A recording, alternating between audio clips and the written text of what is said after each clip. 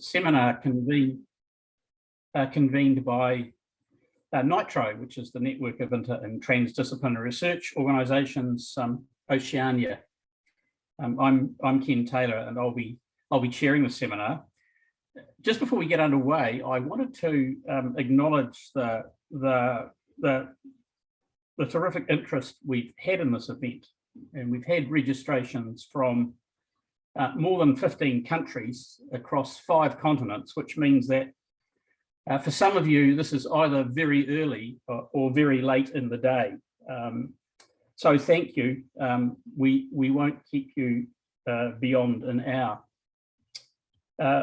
Before I introduce Alex Haslam, who's our speaker today, it's customary at our events to recognise and honour those who've stood on these lands before us. So the Indigenous peoples whose knowledge and culture enriches all of us. I want to pass on to Ian Gordon for the acknowledgement of place. So hopefully Ian's managed to join the meeting.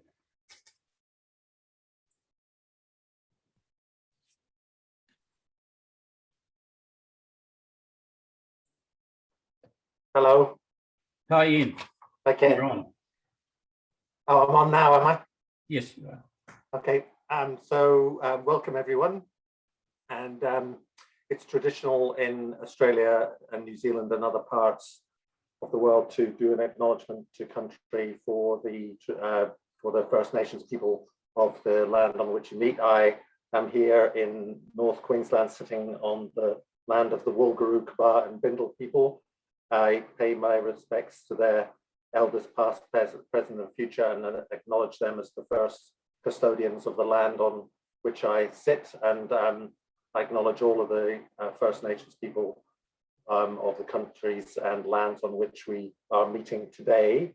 And I hope that they bring their, for all that are present today, I expect that the wisdom and knowledge of those people will be brought to the conversation we're having on the new psychology of leadership. So thanks, Ken, back to you. Oh, thank you, Ian. And just before I get to Alex, just a little bit of kind of housekeeping, a few housekeeping messages. The intention is that Alex will speak for 30 minutes, leaving us a kind of a similar amount of time, maybe a little bit less, for questions and discussions. I'd ask that you leave your microphone muted until you want to speak, given the number of participants, and use the raised hand facility when you want to make a contribution. In broad terms, we're not using the chat function as a sort of a primary method of communication during the seminar. However, if you are having any technical issues, then email Gabriel Banner, whose email address appears on the chat. The other thing is you will probably had a message saying that we're recording the seminar. Indeed, we are. And the recording will be available on the NITRO website shortly after the seminar. So to the topic itself. And I was thinking about this last night, reflecting on today's event, and thinking about the number of seminars and workshops that NITRO Oceania has run over the last year or two. And in all of these, leadership has been an important element, but not the central focus. And given that NITRO is foremost a leadership network, it's timely that leadership itself is the topic today. Alex, as you'll have seen from the flyer, is Professor of Social and Organisational Psychology at the University of Queensland. He's well recognised internationally for the breadth and quality of his work. He has researched and written about leadership in a wide range of settings, and I undertook a quick trawl of recent publications of his, and that turned up leadership research in contexts as diverse as creativity, health, elite soccer, pay disparity, and intriguingly for me anyway, death and charisma. Now, in all of this work, there's a unifying theme, which is that of social identity. And it's the idea of the group and group processes creating shared goals and ways of working. That's of such central interest to inter and transdisciplinary organisations. So welcome, Alex. The floor is yours. Great. Okay, it's great to be here, and thanks for inviting us to be part of your group today. The person who's alongside me, Blake McMillan, is a member of our research team here together too. So we're going to sort of co-manage this and co-manage the questions. And yeah, as you've alluded to there, Ken, the work I'm going to be talking about is work that I've conducted with colleagues really around the world for the last 20 or 30 years. And everything that we do or talk about is very much a kind of team effort. That's something I want to underline now, but I'll come back to at the end. And I guess this image at the start, just to sort of set the scene, is that I think, as we're well aware, when we're doing transdisciplinary or interdisciplinary or intergroup kind of collaborations of various forms, they can, the outcomes of those endeavors and that enterprise can look very different as a function of a number of factors. But one of the things I want to say is that leadership is actually and absolutely critical to the outcomes of this endeavor. I think all too often when we bring together people from different perspectives and with different interests and different backgrounds, you end up with something that's either just a bit of a mess, or you end up with something which tries to deal with that by sort of painting by numbers and lacks kind of imagination and creativity. But of course, the challenge is to weave all those things together and to create collectively something that's a kind of masterpiece. And the reality is, I think, and the data speaks this, firstly, that's incredibly difficult to do. It's impossible to do, I'd say, without the right leadership. So if you're coming at this as a leader with aiming to do leadership and you haven't got the right approach, the right mindset, the right sense of what you're trying to do, I think you can never create that masterpiece. And that is why I think so many interdisciplinary activities sound really great, and they start out with a great imagining, but actually ultimately for a stack of reasons that we're going to talk about really fail to deliver. And I'm really going to sheet that home to, and as someone who's really worked in a lot of these spaces in the course of my career, you know, I would say the ones that have really worked, I can count on the fingers of one hand. The ones that have failed, they're legion, really, you know, it would take the rest of this talk just to talk you through some of those bad experiences. But let's not dwell on the negative. Let's work towards the positive. But as we do, and when we do, when we're talking about leadership, we need, first of all, to understand what leadership is. I think everybody has an idea. Oh, I know what leadership is. Well, let's get sort of technical here. Leadership is the process whereby one or more members of a group motivate other members of a group to contribute to the achievement of group goals. The critical thing to note from that definition is that leadership is never just about leaders. It's also always about followers. If nobody is motivated as a result of your leadership, you're not doing leadership, however wonderful your CV and however great your own publicity. This is a poem from Bertolt Brecht about leadership. Questions from a worker who reads, "Who built Thebes of the Seven Gates? In the books you will see the names of kings. Did the kings haul up the lumps of rock? And Babylon, many times demolished? Who raised it up so many times? Blah, blah, blah. The young Alexander conquered India. Was he alone? Caesar beat the Gauls. Did he not even have a cook with him?" The point there is, at the end of the day, we can only talk of leadership because of what other people do in the name of that leadership, because of the followership of others. For that reason, leadership is never just about me, the leader, my personal identity as a leader. It's a group process, and it's always about us. And ultimately, too, leadership is a power process, but it's not about power over people. You don't get people to do things because you have access to a lot of resources. You get power through people because of what they're motivated to do in the name of the group. And that, again, is each of those things, I think, as we're going to see, are things that people get critically wrong. If you were doing a master's course of mine, or indeed our leadership training that Blake and I and others work on, we'd take you on a bit more of a detailed tour through the literature and what it kind of tells us. But basically, there's a long tradition of research in leadership, 2,000 years, dating back to Plato. The kind of mainstream approaches that have evolved from that are trait-based ones that say just leaders are just great people, typically great men. So the kind of great man theory of leadership. They say leadership is a product of a perfect match between a particular individual with a particular personality and characteristics and the context. They say, no, it's not really about that. It's about the kind of behaviors that you engage in as a leader, in particular, whether you initiate structure and show consideration. But no, it's something to do with followers. It's about your relationship with followers, and it's a process of social exchange, if you like, a sort of you scratch my back, I'll scratch yours kind of process. Or it's a transformational process in which leaders fundamentally mobilize and energize followers as a function of their personality. Now, again, if we had more time, I'd point to the limitations, not least the empirical shortcomings of each of these approaches. But nevertheless, each of them does tell us something important about leadership. They tell us that leaders have skills. That's true. They tell us that context matters. That's true. They tell us that leaders do things. That's true. They tell us that followers matter. That's true. They tell us that leaders inspire others. That's true too. The issue is, how do you weave all those things together without fetishizing one of these things at the expense of the other? And what does it mean to kind of integrate them? Well, if you pull back a bit more, what the empirical literature tells us about leadership are really two core things. The first is that leaders give groups, collectives, a sense of direction, a sense of where we're going. And critically, they hold groups together.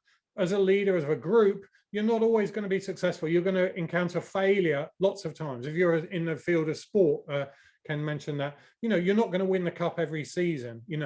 Even if you're the All Blacks, you're going to fail. And actually, if you're the All Blacks, you're going to fail when it really matters, okay? And you've got to pick yourself up, and you've got to come back and fight the next tournament, as it were. So critically, leaders hold groups together at that point in time. Now, as we try to kind of like make sense of that, where do the sort of traditional approaches to leadership go wrong? The first, and this is true of most leadership training that you'll do, is that it focuses on leaders alone. It never talks about followers or their followership. So they're kind of omitted from the picture.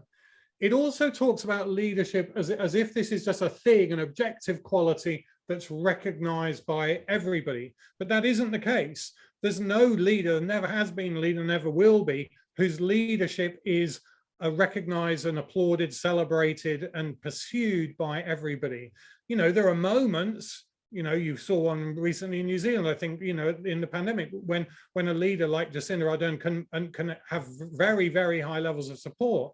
But that's a moment in time, it's fleeting. And there are always people who dissent from your leadership who don't kind of buy into it for whatever reason. And the other thing related to those two is that really a lot of the stuff about the psychology of leadership focuses on leaders as individuals, as if leadership is about the great me, the great I. There's this quote from John Adair, in which he kind of summarizes kind of everything that he knows about leadership. And he says, the least important word in the leader's vocabulary is I, and the most important word is we. Well, if that is true, and I believe it is, and I'm going to show you some evidence that it is later on, why then are all the books about leadership and all the psychology of leadership written in the first person singular? And why is all leadership development framed and couched in those same terms? In our work, and this is in particular work with Steve Reicher at University of St Andrews, Michael Plato, formerly he's now at ANU, was at Otago previously, but really probably now 200 collaborators really around the world. What we've argued is that to get out of this kind of gridlock, we need to recognize that leadership is a group process, and we need a psychology of leadership that takes groups and their psychological reality seriously. And that's really what the new psychology of leadership is about. And as Ken said, at the core of that work is the idea of social identity.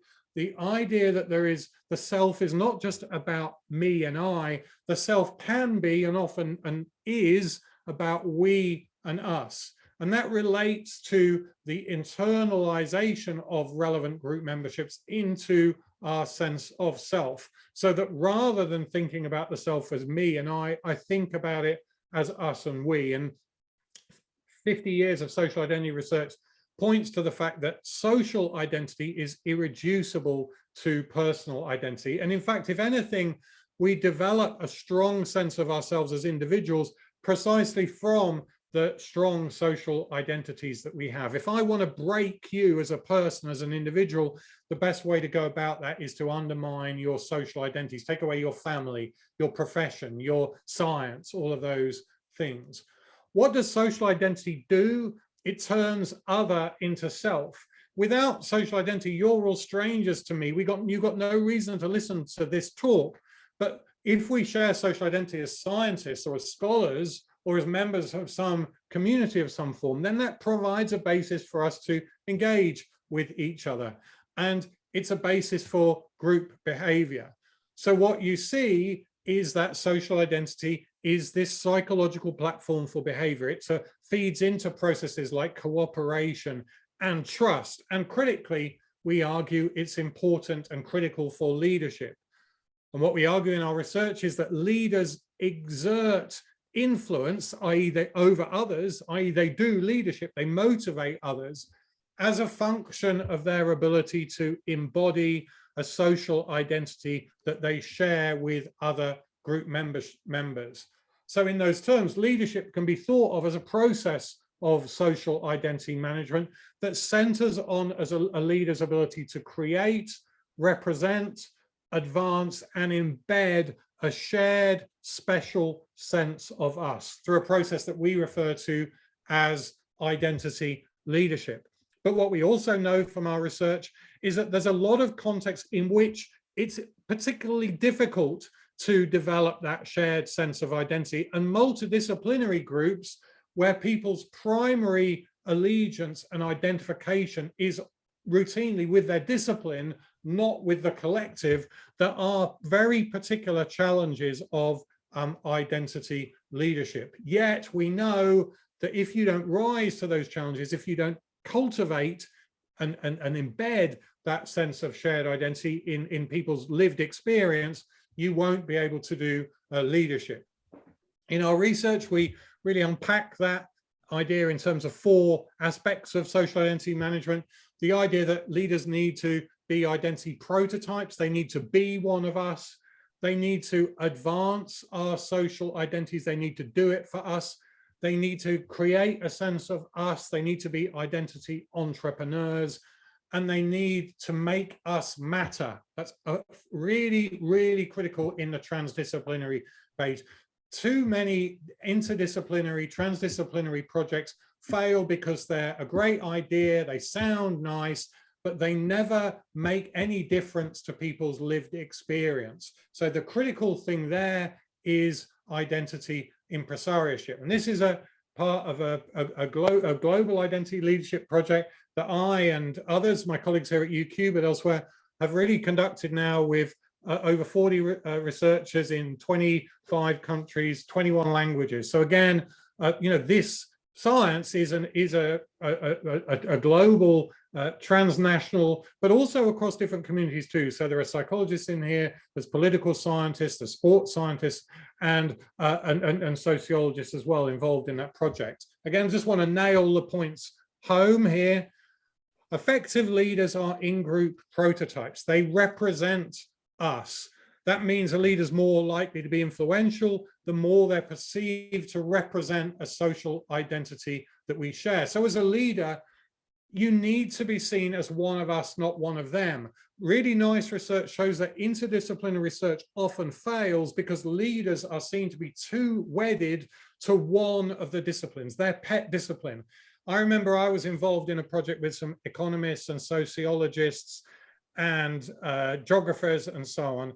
And the project failed because the person who was doing the leadership couldn't get over the fact that they were an economist, and they could never get out of seeing the world through an economist's eyes. Now that makes perfect sense to them in their everyday life, but if you can't transcend that identity, why would you expect other people to? And why would I'm not going to come to your party as an economist. I don't know anything about economics. Okay. If you just, again, you may not believe this. Well, believe it. Here's the data. There's 128 independent studies. That's the relationship between identity prototypicality and leader effectiveness. There's not a single reliable data point to the left-hand side of that line. Okay, who's influenced by Donald Trump? The people who believe that Donald Trump represents their social identity. If you don't, you won't be influenced by him, and so on. This is another study. This was of Marines going through a commando training.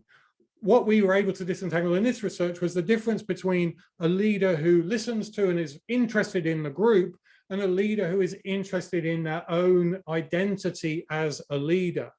And what we found was that an interest in your own identity as a leader, an interest in becoming and being seen as a leader, had no predictive value at all. What mattered, what made a difference, was whether you were interested in understanding and working with the group that you were charged with and responsible for leading. So the people who go on to become leaders in the military, in the eyes of the people they lead, are the people who represent the group, not people who represent themselves or just engage in personal self-promotion. The second point, leaders are effective in-group champions. Leaders are more effective the more they're seen to stand up for a social identity that we share. So if it's a transdisciplinary team, don't go on about your discipline and don't push your own group's barrow at the expense of the collective barrow. That doesn't mean you shouldn't be there as an economist. That's why you're there. But don't do that at the expense of the other identities that people want to bring into play there. This is a great quote. This is from Elizabeth I, her golden speech of November the 28th, 1601. Of myself, I must say this: I never was any greedy, scraping grasper, nor yet a waster. My heart was never set on worldly goods, but only for my subjects' good. And though you have had and may have many mightier and wiser princes sitting in this seat, you never had, nor shall have any that will love you better. The point there is, you got the message from this speech that this was a queen, this was a monarch who was there for us, not for herself.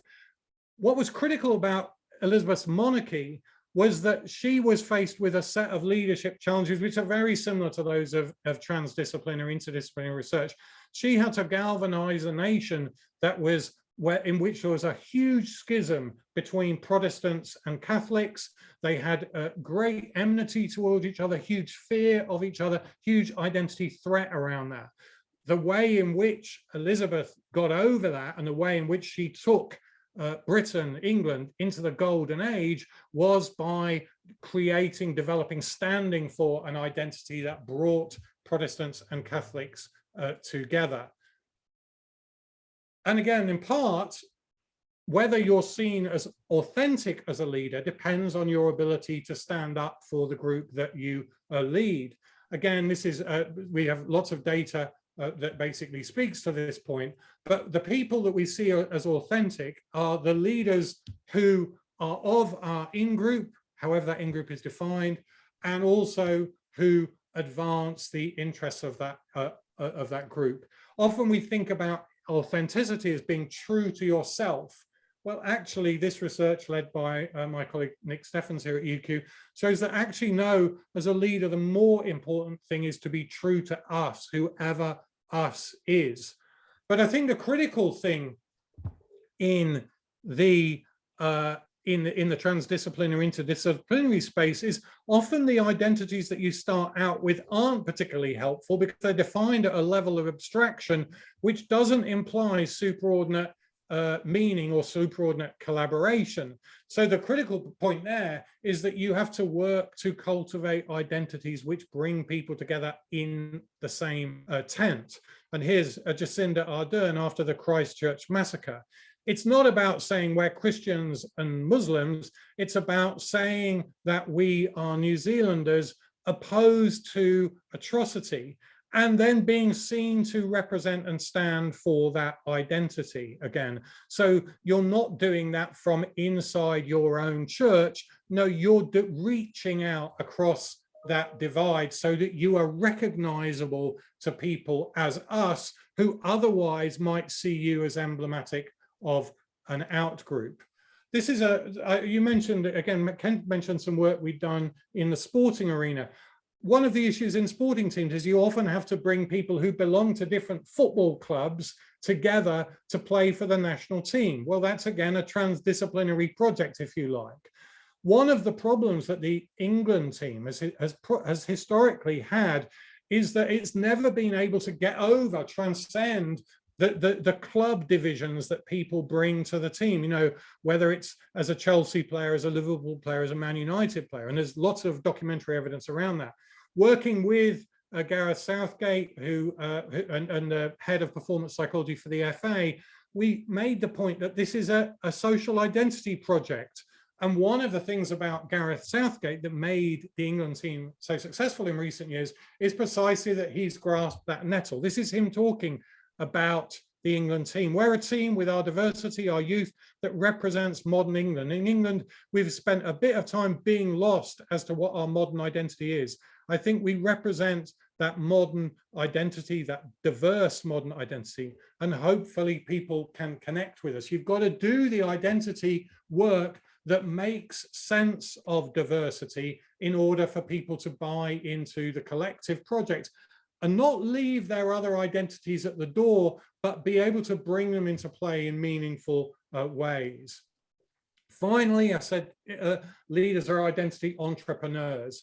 They need to, this is the same point. They need to, again, be seen to be of the group. I said previously that Adair point, that the most important word in a leader's vocabulary is we, and the least important word is I. These are Australian federal elections dating back to 1901. At the time, there'd been 43 of them.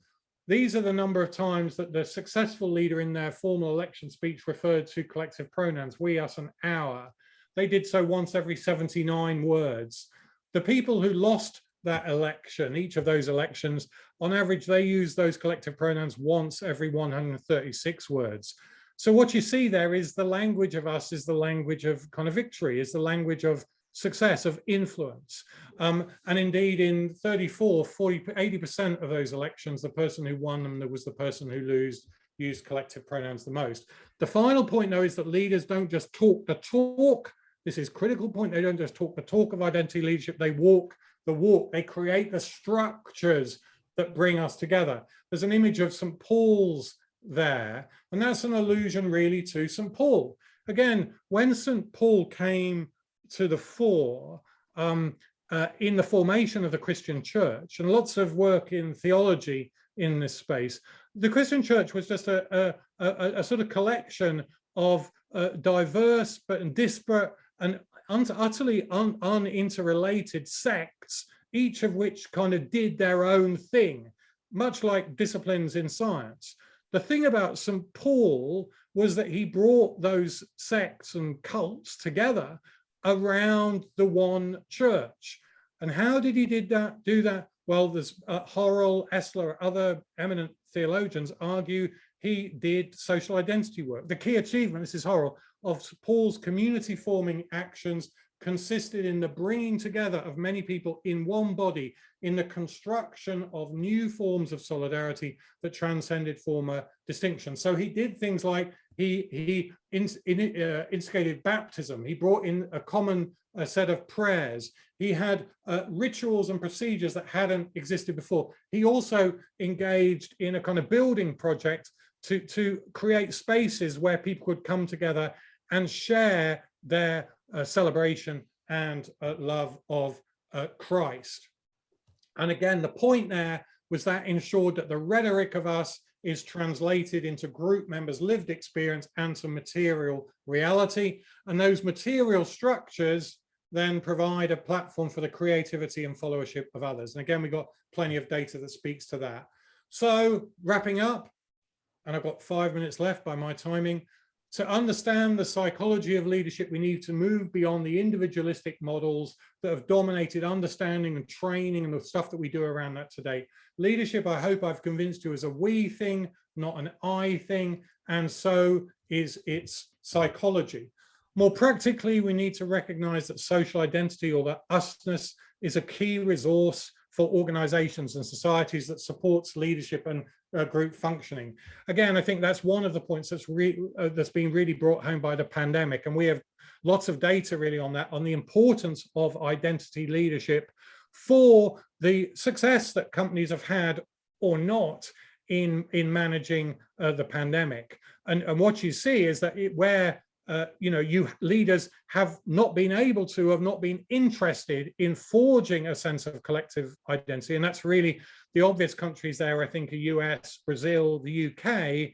Their leadership has been, and its impact has been diminished as a result. So social identity is a basis for leadership. It's a basis for group functioning. So therefore, leadership needs to focus on that process of harnessing and building that social identity resource.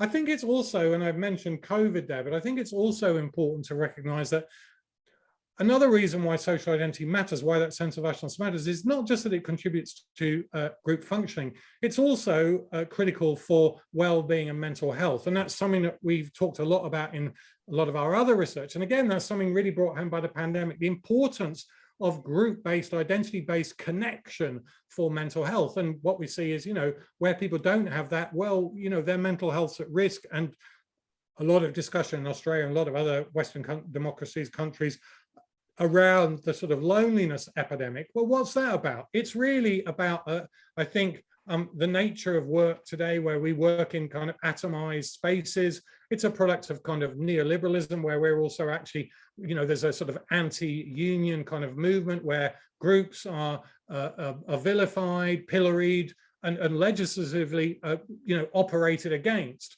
And things like community is not as deeply embedded in societies as they once were. And in fact, there's lots of processes, globalization, job rotation, 0 hours contracts that militate against that. And I would argue contribute to that. I also think, again, then that we need to, and I've said this already several times, we need to redesign, rethink the way we develop leadership. And this is something that Blake and I and our other colleagues at UQ have spent a lot of time working on. We've done work with medical services, Queensland government, utilities, Air Services Australia, construction companies, but also more recently, the biggest project we worked on is with the House of Commons in the UK, showing that helping leaders to build social identity in their teams promotes team identity and identification, goal clarity, pursuit and performance, and mental health and well-being. So this is the last slide, just about much of the appeal of the broad framework that I'm coming from, and it informs this work, is that it provides an integrated theoretical framework for understanding leadership, motivation, communication, connection, teamwork, and mental health, and much more besides. So it's an integrated framework for understanding that. I think one of the problems that we have in contemporary organizations is that too often we parcel out, we compartmentalize these things. So we have a leadership program, we have a well-being program, we have a communication program. Those things don't speak to each other. They don't talk in a common language. They're not informed by a common understanding. And that's a real problem, again, in interdisciplinary context, where actually everybody has their own argot, their own language, their own cliques. And without the things that bring those things together and draw the dots between them, you just end up with dots. You end up with a kind of Tower of Babel kind of experience. What I argue then is the social identity approach provides empirically validated, joined up thinking to help tackle that problem. In the process, it creates space for organizations to address more fundamental questions about their operation, questions that I think are really critical for interdisciplinary endeavour. Who are we? What is the we that is going to bind us together? What do we as a community stand for? And what are we really trying to achieve with all the paints, with all the talents, with all the skills, with all the knowledge that we have at our disposal? What is it that we are collectively really trying to achieve? And again, I'd argue that if you don't answer those questions in the process of setting about doing your painting, your collective painting, you're going to end up with the splodge, the smudge, the paint by numbers. You're not going to end up with the masterpiece. If you can't answer those questions, you can never create a masterpiece, because the only basis for creating this is us. If you watch the new documentary by Peter Jackson on the Beatles, there's a great moment in it where towards the end, the Beatles, who are coming together, you know, under pretty trying circumstances to try and create this masterpiece, you know, are under great pressure, and they've got lots of stuff rumbling around. And at one point, John Lennon turns to them and he says, "This is shit." He says something to this effect: "The only thing we've got is us." And that is absolutely true in this space. If you haven't got an understanding of us, if you can't mobilize it, you won't be able to create Get Back or Let It Be or the White Album or anything else of that ilk. You will just create very third-rate, a pauper's broth of eclecticism. And that in this space is death. Thankfully, this is actually our research team, and it was them we met a couple of weeks ago to do this painting. So I just want to end by saying, yeah, I'm very grateful for the many people who contribute to the work that I've been talking about today, who kind of create the us from which I have been drawing not just empirical evidence, but strength and resilience today. If you want to find out more about our research, there's a QR code. But yeah, I was 2 minutes over. I think you can probably live with that. But thanks again for inviting me. I look forward to hearing your questions. Look, thank you very much, Alex, and I really appreciate the fact that you kept to time really well, and you've created space for questions and discussions, and I expect that there'll be a number of questions. In fact, there's a hand up already, and I want to get in before you, Gabriel, and just ask a question which I haven't, I'm not really articulating very well, but to me, there's something here about consciousness of leadership, and versus kind of, you know, intuitive leadership, and whether really successful, you know, situations where group identity is developed really successfully. I think what I'm saying is other situations where that has happened in a serendipitous way, not because people have worked hard at creating that social identity. In other words, that there is some kind of intuitive, you know, built-in leadership skills, which so people are born with. So I think, and the idea, I mean, there's lots of things you can say about that, but yeah, for leadership, what the point of leadership is to create social identity. If a group has a strong sense of social identity, you often don't need people to have formal leadership roles, or actually to be said, oh, you're doing leadership. Actually, we published some research a long time ago now, 1995, I think, showing that if a group has a really strong sense of shared identity, you can actually have randomly appointed leaders, and that might actually mean they function better, because then you don't create a spurious identity for a leader that interferes with this group dynamic.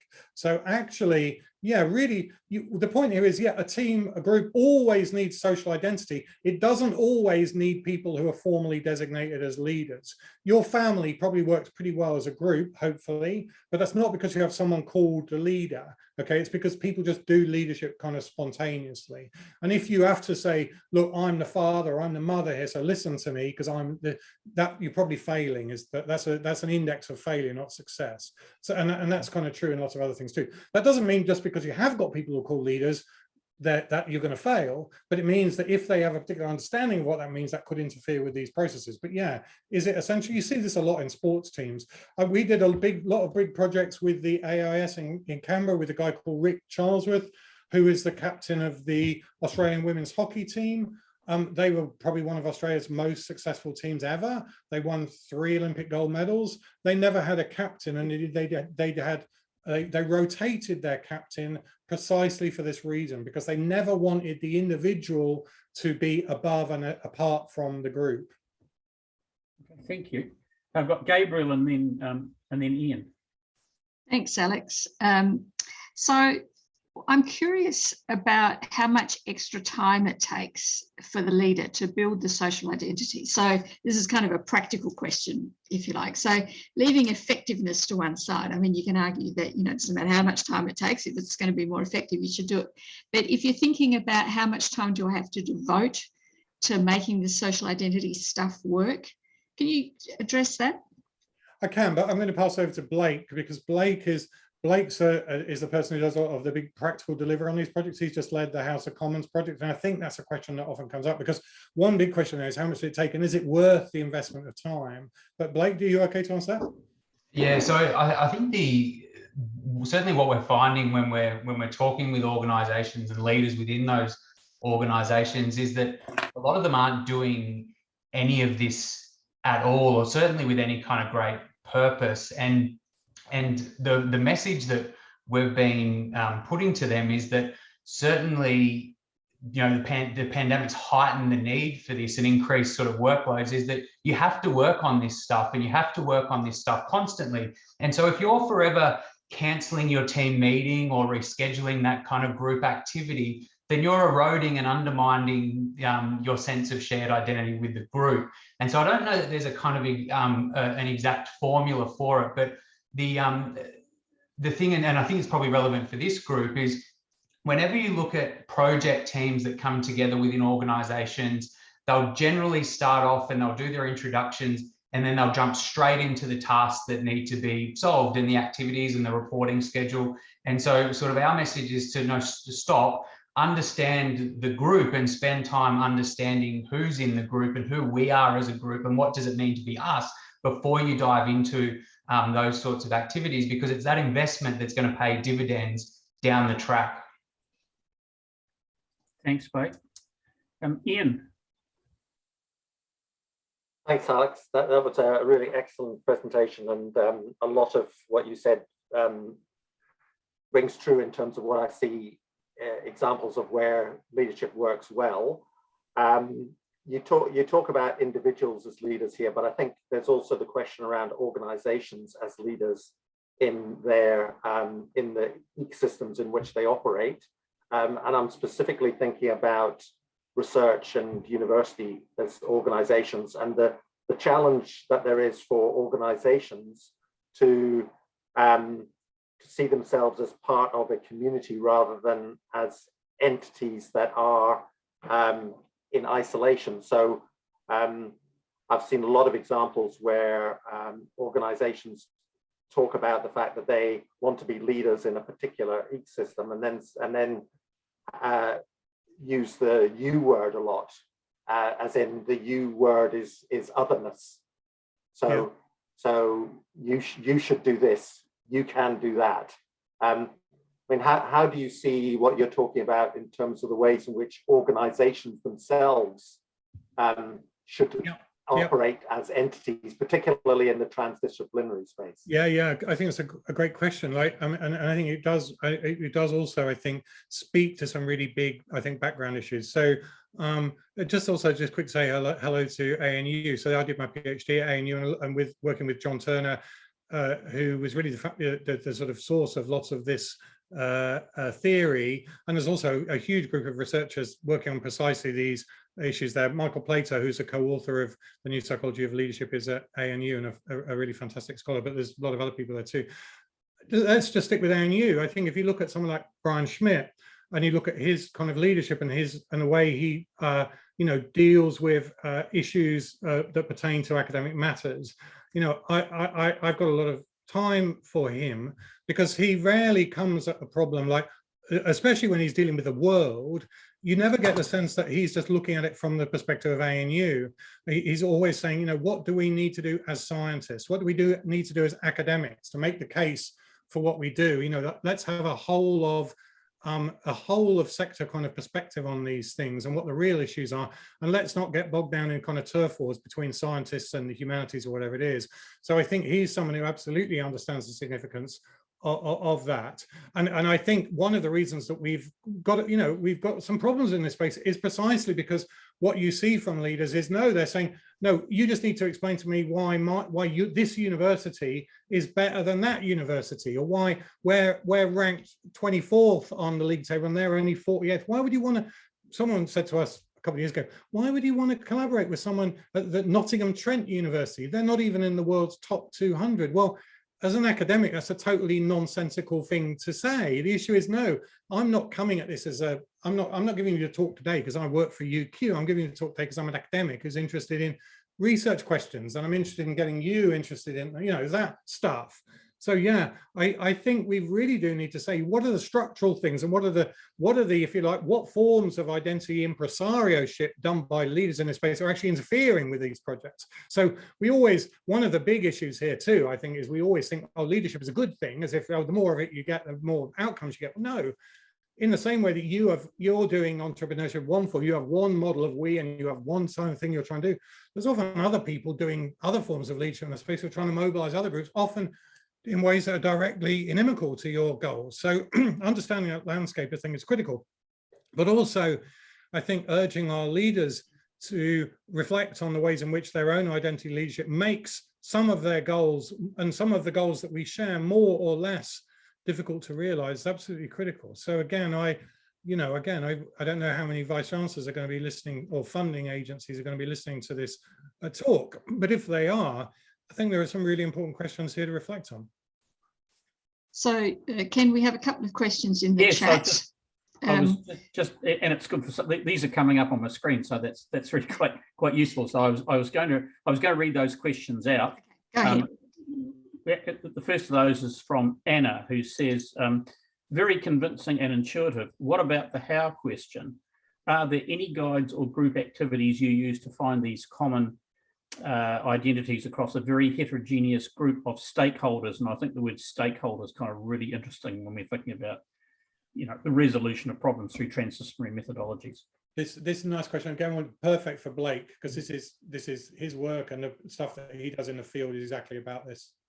Yeah, and so and I think this comes up quite often when we give this type of talk, is that people go, oh yeah, okay, this all makes sense, and I'm on board, but how do I actually do this in practice, and what does it look like? And so that's precisely what the 5R leadership program looks to tackle, and it does it in a way that's very distinct and different from traditional approaches to leadership that might send people off-site and provide really nice catering, and you might do some nice reflection on your leadership, in that it warms leaders up to undertake activities directly with the group members that they're leading. And those groups or group members can take any form within the organization, whether they're the team that reports to them within an organizational structure, whether it's a wellbeing committee that they're a part of, a diversity and inclusion council. These activities can be delivered across a range of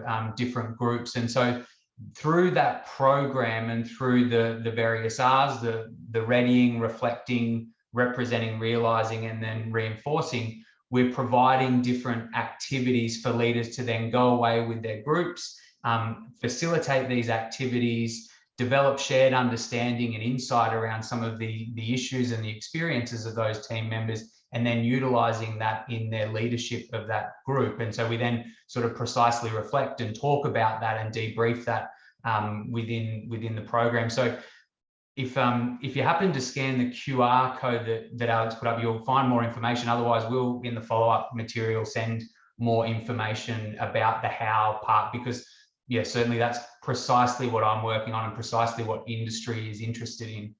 Yeah, I just wanted to add one thing, because that is a very concrete thing. Yesterday I sent Gabrielle a link to an activity which is called social identity mapping, which again, if Gabrielle might share that link with you, that's one of the things that we use in the very first module. And basically that is just about, and that's also developed with colleagues of ours at ANU, but that is basically around, as a leader, the first task probably for you is to understand what are the social identities that matter to your team members. Now, think about that. Do you know, just ask people, do you know what are the social identities that matter to your people in your team and how they relate to each other? Well, and the answer is, if you don't know them, how would you expect to lead them? Okay, so and that activity actually what often reveals really interesting things about what are the things that are making the people in your team or your group tick. As leaders, we often make huge assumptions in that space, many of which are proved to be unfounded. But if you don't know what the kind of building blocks are for your team, what really makes them tick, what gets them out of bed in the morning, you're unlikely to be able to to make the most of those motivations and talents. And so that, just as a very concrete example, that first module really focuses on that process of social identity mapping, and again, gets people into a very, very different space, not just on their own, but with their team in the ways that Blake's saying. Thanks, Alex. And that link has been shared on the chat. Somebody was asking if they could have that link, so it's there now. Thanks for that. For Blake, now Pale has asked the question, what are the characteristics of effective transdisciplinary leadership? With the emphasis on transdisciplinary, I suspect. Well, again, just very straightforwardly, then again, don't look for the person, look for the process. And they're the things that I was talking about today. So, I mean, those are, and actually I mentioned that guild project. Some of that work has been conducted into this things, and the best predictors from all the things I would argue in the leadership space is a huge literature, loads and loads and dozens of constructs that what we find empirically through that project around the world, multiple contexts, is the things that make the biggest difference to leadership effectiveness are identity protypicality, identity advancement, identity entrepreneurship, identity impresarioship.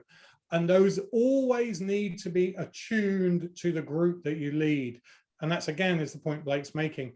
I don't, if I'm going to lead a group of Girl Guides on a cross-country walk, it's going to, the identity entrepreneurship I do is going to be very different from if I'm trying to get people to work together on building the Hubble telescope or something. So, it's about horses for courses, but you've got to understand what the collective course is.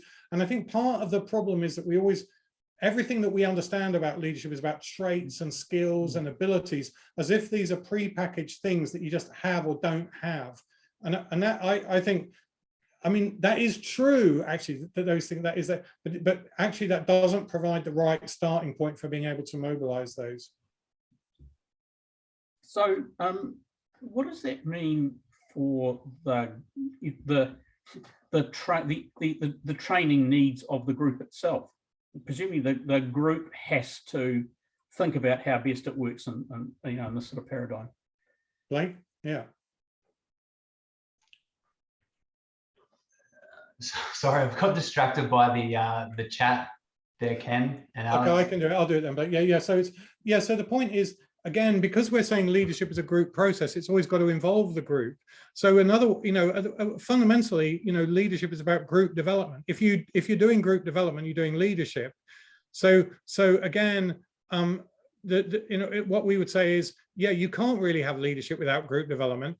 It is maybe sadly true that if you just called everything a group development program, you wouldn't get so many people sign up to do it as you do if you do a leadership program. So there is a certain sort of cachet or, halo kind of effect around the whole idea of leadership. I mean, again, hopefully I've disabused you of some of the sort of, I think, more problematic aspects of that. But yeah, like think leadership, that's why, I mean, I only had 30 minutes today, right?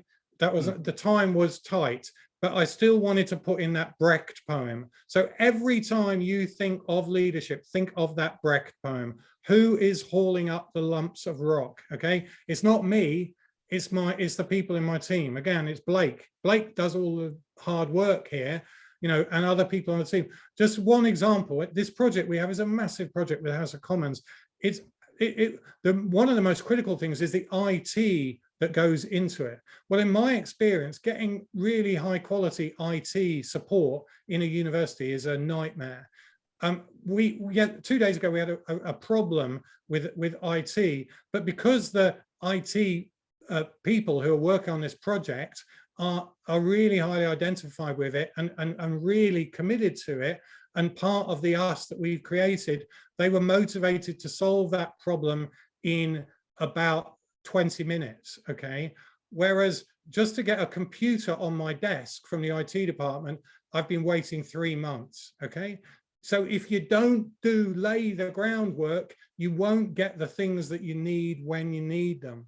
And actually that also goes to organizational design and things about like, yeah, how you build IT that supports stuff. And too often we just start with the organizational chart, and when we're doing the restructuring, we say, well, that would look nice if that was with that. Throw that away. Do some identity mapping and understand how these things relate to each other and how they need to relate to each other. Thanks, Alex. Now here's a great question from Erin in the chat. I can see most of it, but not quite all of it. It says, many leaders are themselves followers within hierarchies. Could you please comment on how this framework applies to navigation of this common institutional structure, e.g. authenticity, as you outline it at an institutional level, may or may not map well on the smaller work group level? Yeah, so I think that the short, because we're running out of time, that's a great question, but the short answer for me is like, never think leaders, think leadership. And yeah, we all, actually going back to the Australian women's hockey team, this is Rick Charlesworth's concept there. An effective team, a high functioning team, is a leader-full team. It's not a team with one. If you only have one person doing leadership in your team, you've got a problem. So actually what you want is a leader-full team where everybody is doing leadership, regardless of whether or not they're called a leader. Because as you say, you know, yeah, one day you're the leader, the next day you're the follower. And actually, realistically, if you fetishize those labels too much, that doesn't work very well for you either. And when you actually really look at it, we did a really big project with a big, I nearly said the name of it, but it's in the paper, it's anonymized, with a big scientific organization in Europe, which brought together lots of people on a really big, one of these really big multi-million dollar, it was tens of millions of dollars, big project.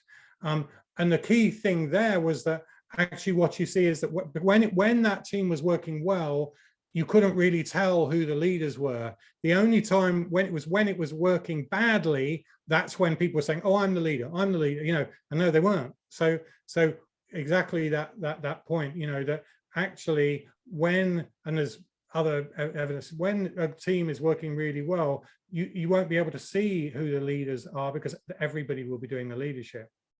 You know, in terms of forensically, who's actually doing the leadership, the influence, the motivating, the mobilizing, as per the definition. Of course, you'll be able to see who the nominal leader is because it'll probably say on their door. Thanks. Look, as you said, time is moving on, but we've got time, I think, for one more question. If there's anything out there, anyone's got one more question for Blake and Alex. I'll let Blake answer it anyway. Marcus has got one in the chat, Ken.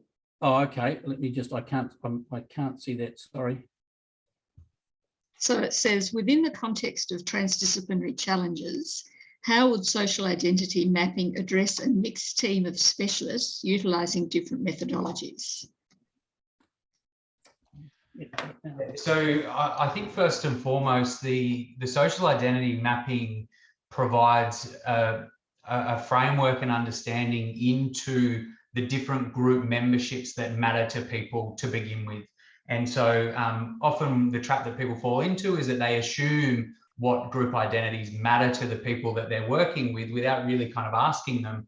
And so the mapping tool, first and foremost, will bring that to the surface in terms of, well, these are the groups that I'm a part of, and these are the groups that matter to me, but also starts to identify the level of positivity an individual feels about those groups, but probably most importantly for this particular question is then the compatibility between those groups. And so I guess my answer to it is that the mapping tool will give you insights and give you information that you probably wouldn't get any other way. And so the task then is to, how do you work with that information to move the group to where you need them to go to. But certainly that's the first and foremost part in which the mapping tool is helpful, is by providing you understanding into people's sort of social context and social world. And I think just something, yeah, exactly. That's that.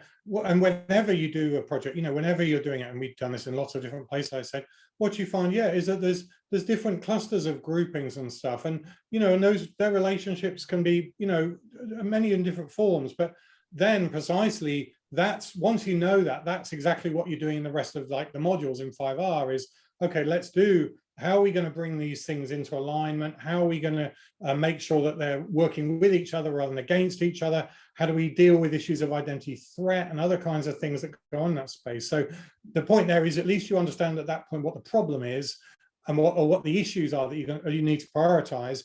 But yeah, precisely what you do with that, well, that's, you know, we're not, that's where, that is really what the rest of the program is about. And also how you make that part of your ongoing activity. That's you know, that's a really important challenge too. And that's obviously a key point that we make lots, is that's incredibly hard work, and it's very demanding. And that's why often leadership fails, is because leaders just either they're not motivated to do that, or they become tired, or other stuff gets in the way. Thank you, and I'm sorry we've got to sort of draw the line there. Our time is up, and I promised everybody that we would finish on the hour. So what I'm seeing is I guess what I expected to see at the start of this discussion is that we were sort of starting a conversation here. We weren't really we weren't going to finish it, and I think one of the things that we will as a group want to do in the new year is see where we take these leadership themes a bit further in the kind of work and the activities that Nitro is doing. I mean, we all know that leadership is incredibly important. We all know that in transdisciplinary organisations there are even additional complexities to that. I asked the question about consciousness versus intuition here because I have a sense that we don't do nearly enough thinking about this. We don't work hard enough on creating that sense of social identity, which is essential, as you demonstrated, to driving change. So look, thank you very much, Alex, for your presentation. Thanks also, Blake, for your contributions. Appreciate it very much. We've all enjoyed a great hour. Thank you. Thank you very much. Everyone. Yeah, great.